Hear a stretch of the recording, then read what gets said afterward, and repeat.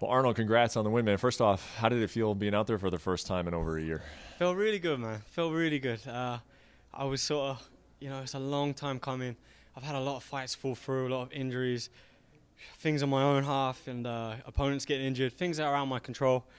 And so the whole time I'm like, please let this one happen, Even yesterday, before we got our results before the fight, I'm like, please, everyone be negative, please. So once I stepped in that cage, I was, I felt pretty good.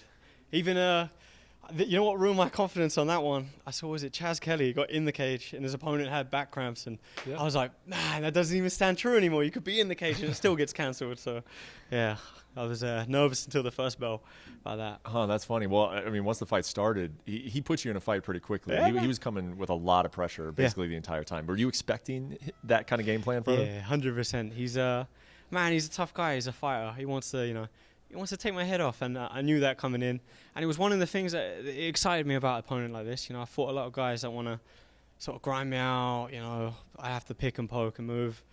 And I knew he was going to be in front of me, trying to take my head off and separate me from my consciousness. Yeah. I mean, what is it like to be in a fight for 15 minutes and the guy just he is smothering you, but not in the way we usually use the word, right? He's smothering you with punches and with pressure. Right? Yeah. Was it a stressful type fight?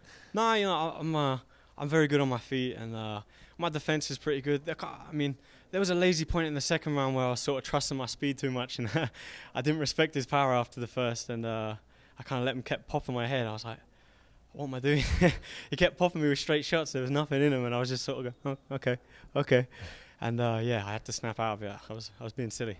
Did that cage feel small tonight? Because it is a small cage, and then the way in which the fight played out. Yeah, you know what? It didn't really feel that small. Everyone's gone on about it, but you know what? If a lot of like MMA fighters lack like basic footwork, You watch boxers, like elite boxers, they move so good. They move so good on their feet, and it's like if the ring's smaller, they just move better, right? They move faster, and that's how I felt in there. Because it was a bit smaller, I just had to move a little bit more. So. That was all. I know you said right after the fight, of course, you wanted to finish. Did you feel like you were close? Yeah.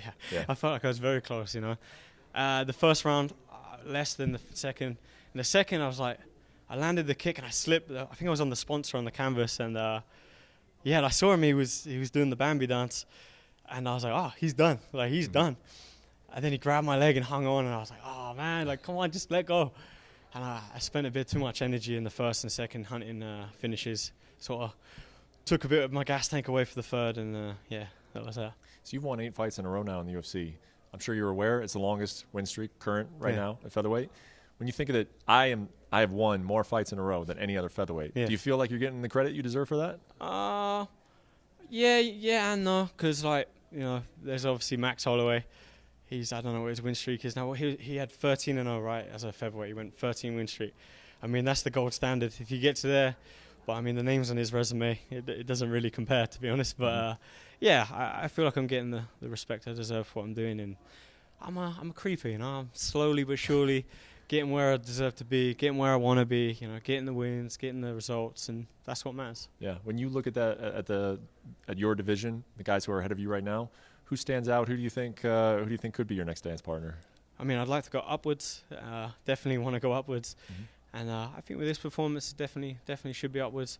I've had a few guys I was booked to fight from, they were ranked within 5 to 10. So, I mean, they fell through, they got injured. So, I mean, why not push past that and chase for something up there? Yeah. When you do get to the belt, we got Alex Volkanovski as a champ right now. He's going to fight Brian Ortega. Yeah. Max is right there. The UFC has already said he's kind of waiting in the wings for the winner of that. Who do you think is going to be holding the belt when you get there? I think Max Holloway. You do? Yeah, 100%. How come? I think he's young. He's got so much experience. He's got so much, a lot of people think he beat Volkanovski. He put a whipping on Ortega. I mean, what he did to Qatar, he's just levels above. And I think he'll get there. Yep. Well, you're on your way, man. Thanks, congratulations on the win. Thank you. Thank you for watching ESPN on YouTube. For live streaming sports and premium content, subscribe to ESPN+.